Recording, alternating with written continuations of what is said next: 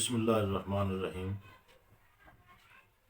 رب ادخلنی مدخل صدق واخرجنی مخرج صدق واجعل لی من لدنک سلطانا نصیرا۔ کسی رائٹر نے یہ لکھا تھا کہ خدا نخواستہ اگر کوئی شخص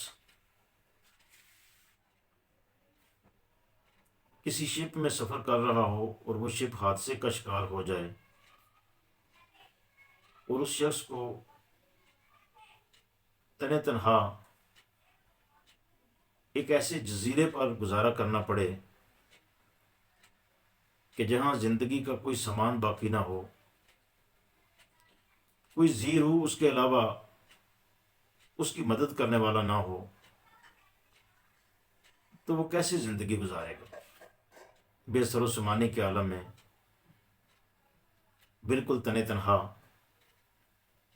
تو اس نے کہا کہ اگر اس شخص کے پاس دو چیزیں ہوں، ایک قرآن پاک کا نسخہ اور دوسرا علامہ اقبال کا کلام، تو قرآن اس کو راستہ بتلائے گا، انداز زندگی سکھائے گا، اور وہ زندگی گزارنے کے اس کو قابل بنائے گا، اور علامہ اقبال کا کلام اس کو مایوسیوں سے بچائے گا۔ آج ہماری قوم مایوسیوں کے جن گہرے گڑھوں میں گری ہوئی ہے، آج پاکستان کا نوجوان اپنے طاقتور اداروں، اپنے سیاستدانوں اور ان اداروں کو جنہوں نے نوجوان کی رہنمائی کرنی تھی، جنہوں نے یوتھ کو روشنی فراہم کرنی تھی، ان سے مایوسیوں کا شکار ہے اور یاسیت کے گہرے گڑھوں میں گرا ہوا ہے۔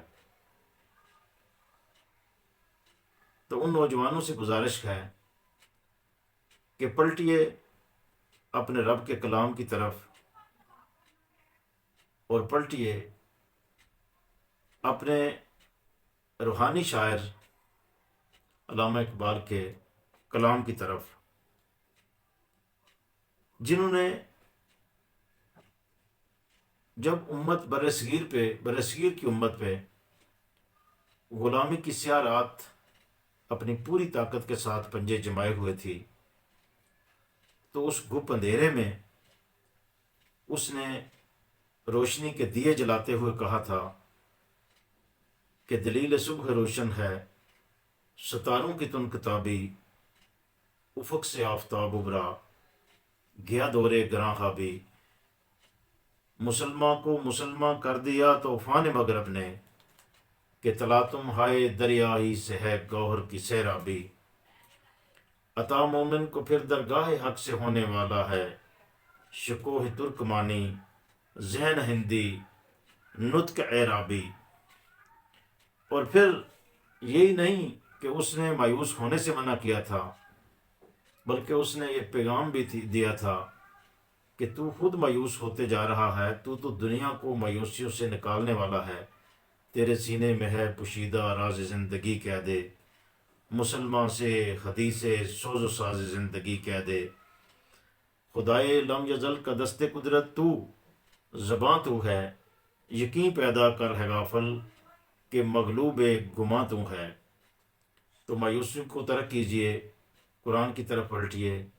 اور علامہ کے کلام کی طرف پلٹیے۔ بسلام۔